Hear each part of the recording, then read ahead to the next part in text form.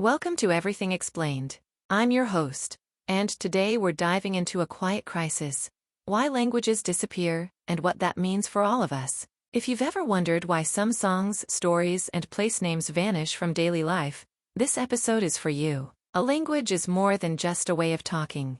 It's a map of memory, a catalog of what a community has learned over generations. When a language dies, a particular world goes quiet. So how does that happen? And can anything be done about it? First, let's understand what disappearance looks like. A language isn't suddenly erased overnight. It fades in stages. At first, children stop learning it at home. The number of speakers stays small, but there's still hope because there are a few people who can pass it on. Then those speakers get older. When the last generation that learned it natively passes away, the language is effectively gone. In a worst-case scenario, a language vanishes with almost no written record, leaving only whispers in a few families. UNESCO and linguistic organizations warn that a language dies roughly every 2 weeks. The clock might be slower for some languages, faster for others, but the pattern is real. Once transmission falters, death follows. Let's look at why transmission falters. One big push is urbanization and economic change. In many places, kids migrate to cities for jobs, and the local language becomes less useful in school, on the job, or online. If speaking the dominant language gives better chances, families start choosing it for the kids. Over time, parents might speak it more often at home, and the minority language becomes the language of grandparents and elders, not of everyday life. It's not a sudden ban. It's a quiet shift. Policy and power also shape which languages thrive. In some countries, schools and media emphasize the national language, sometimes at the expense of regional or indigenous tongues. In the worst moments, laws or schooling punish speakers for using minority languages. The result is fear of speaking one's own language in public. Yet policy can also help.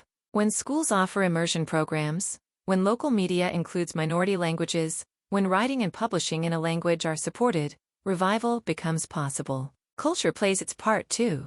Languages encode unique ways of knowing: how a community names a landscape, describes flavors, or explains seasonal calendars. A coastal community might have dozens of words for different kinds of waves or fish. A mountain community may have a rich vocabulary for weather patterns. Lose the language, and some of that knowledge can fade away as well. It's the same with place names. If a village name disappears from maps, it's not just a word we lose, it's a label for a place and a history. Languages also fight for attention in the digital age.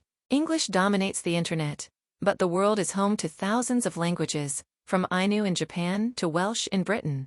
Some survive because people keep using them in schools, music, and local media. Others struggle because daily life happens in a language that has more speakers, faster communication, and bigger audiences elsewhere. The good news is that technology is a two-edged sword. It can flatten diversity, but it can also help. Online dictionaries, learning apps, and social networks let younger speakers practice and share their language with friends near and far. Communities are testing clever ideas: language nests for toddlers, app games in endangered tongues, radio in minority languages, and teacher training to encourage fluent intergenerational transmission.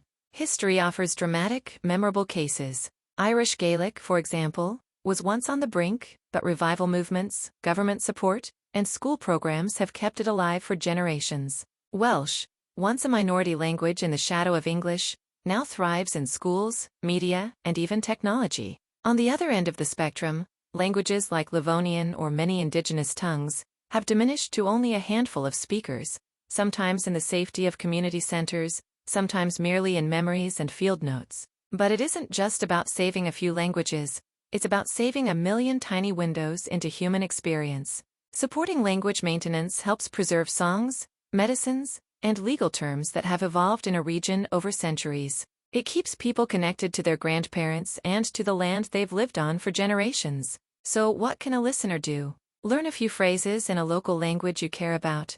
Attend community events. Support schools and media that teach and use minority languages. If you don't know where to start, ask a librarian or a local language advocate what to read or listen to. The ending note: languages disappear because people shift, policy matters, and attention fades. They disappear gradually, or sometimes suddenly, and with them go parts of culture and memory that can't be replaced. But revivals are possible, And every bit of effort helps. It's not about choosing one language over another, it's about keeping options open for future generations, to think, to tell stories, to name places, and to hear a friend say your name in their own living voice. So listen, participate, and open space for languages to breathe again.